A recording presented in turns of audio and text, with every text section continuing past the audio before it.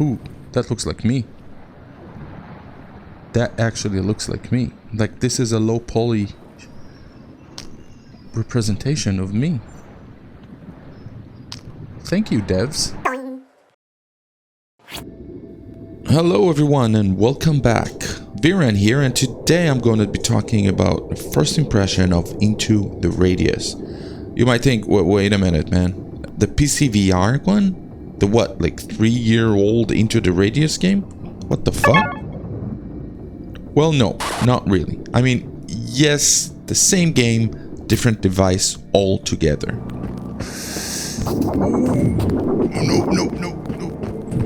No, get the fuck out of... Welcome to Standalone Into the Radius. Yes, you heard me right. Effing standalone, which means you can play this game when you're on your trips, when you're in the parking lot, when you're in parks, wherever it is, you play Quest games. How the hell would I know where you are?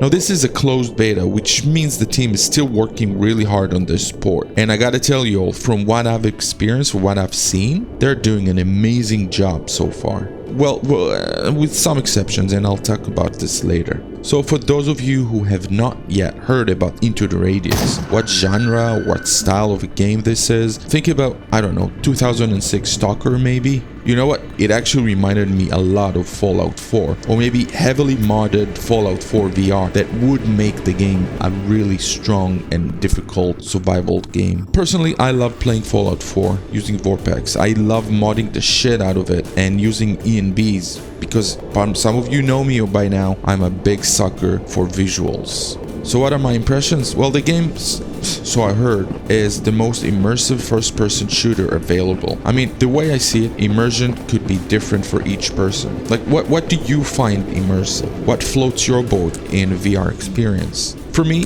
thanks for asking by the way, is visuals and sound first. Scale and environment, graphics, and of course, animation. My experience so far with this beta lacks a little bit on the graphic side and a tad in animation as well. The scale, it's all there. The atmosphere and sound, it's there as well.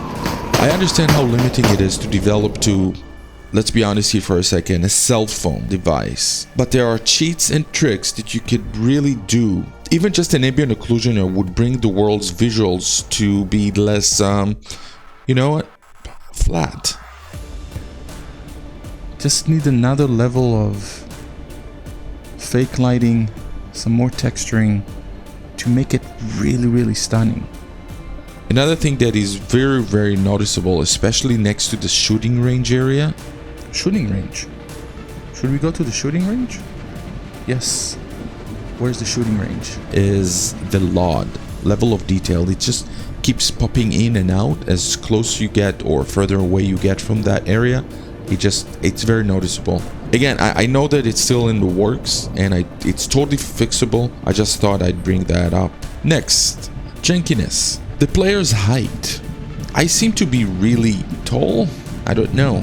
Even though I am 1.78 meters in real life, which is 5'10" maybe, and I guaranteed my head does not smash into a door frame when I walk through a door. Changing the settings for the height, you can change the height in the settings, makes no difference whatsoever. So I opted to change the height to seated mode, which gave me a proper height, but made me move so freaking slow. Oh, and when you're in seated mode, the sprint doesn't work, like at all. Okay, so once I ignored these issues, the game was awesome. The survival aspect is definitely there, no joke. The whole weapon mechanic is something to get used to. I thought and still think it's too difficult and might take muscle memory to nail. It sits on the realistic side of things. You need to have magazines ready in your belt because in battle, when you run out of bullets, you need to fast reload, or you'll find yourself looking at your own body laying there. Your equipment will be all scattered next to you. It has similar mechanism like Walking Dead Saints and Sinners. You want your stuff back? Well, go back to where you died last, and until then, your backpack will be empty. Yep. And I know that people really like the weapon maintenance in this game. which I have not yet experienced. It's, from what I heard, people really think that it's really immersive to clean up your guns and to fix them. And it's supposed to be really, really immersive. I did encounter an old and used pistol to lock and stop functioning mid-battle, which really required me to holster my second pistol and fix the locked one before moving on. That was freaking awesome. My heart was literally beating fast and the thrill was reaching the peak. It was really, really nice. So yeah, super fun experience. Honestly, I can't wait for the game to be fully functioning and to be released for everyone. Let me know in the comments below if you are intending to get into the radius when it's released for the Quest 2. Now, if you stayed that long in the video, it's probably because you liked it, so please smash that like button, subscribe and hit the bell button so you will get notifications of new content. Thank you for supporting the channel. I appreciate you so much. Until the next one, stay safe people, and VR on.